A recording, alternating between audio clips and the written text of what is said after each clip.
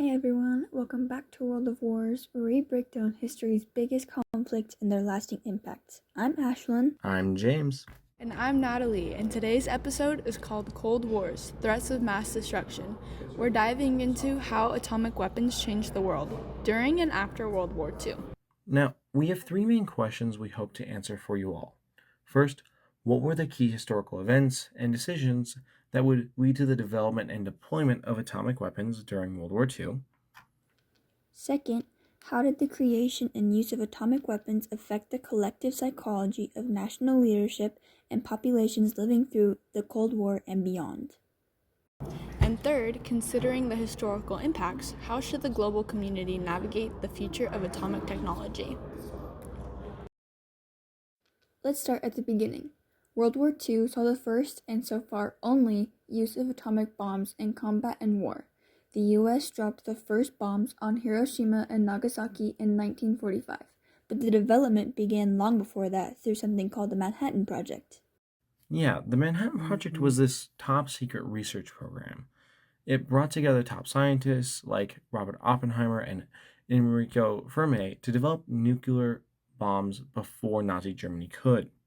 And after the bombs were dropped, the world realized how massive and terrifying these weapons were. Over 100,000 civilians died instantly, and the psychological shock was global. That shock didn't just end World War II, it launched the Cold War, an era defined by tensions between the US and the Soviet Union.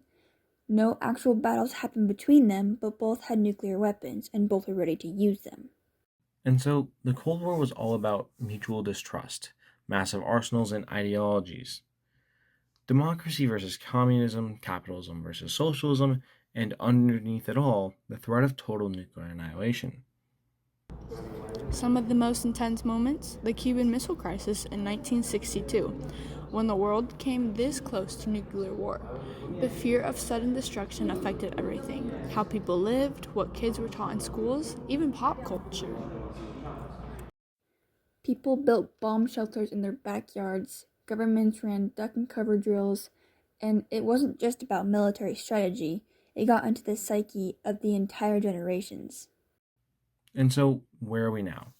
Atomic technology doesn't just disappear. In fact, it's more relevant now than ever, with the new demands for energy. So, with that being said, let's explore a few viewpoints on what the world should do with it today. Viewpoint 1. Pro-nuclear for energy. Many argue that nuclear energy is cleaner than fossil fuels and can help fight climate change. No carbon emissions, super efficient. But there's a big downside: accidents and radioactive waste. Think about Chernobyl or Fukushima. One mistake and it's disaster level dangerous for decades. And then there's nuclear disarmament, people who think countries should get rid of nukes altogether. Total peace, right? In theory, yes, but in practice, some say it's risky. If one bad actor hides weapons, others are suddenly vulnerable. That's why mutual deterrence, knowing everyone can strike back, has oddly prevented wars. And now we've got new threats: rogue nations, cyber attacks, terrorism. What happens if someone hacks a nuclear system? That's a terrifying possibility. Then there's also the argument for international control. This would be like giving power to the UN or global agencies to manage the technology. But who would get to decide that? And would powerful countries even come to these agreements?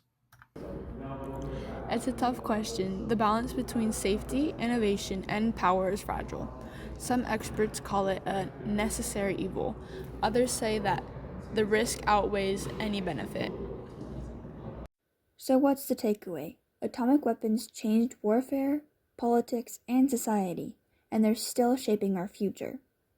So, from World War II's end to the Cold War's dread and to today's nuclear energy debates, the world is still trying to figure out how to live with what it created.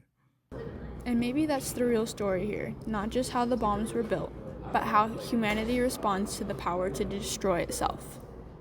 Thanks for tuning in to World of Wars. And remember, history isn't just in the past, it's shaping our future as well.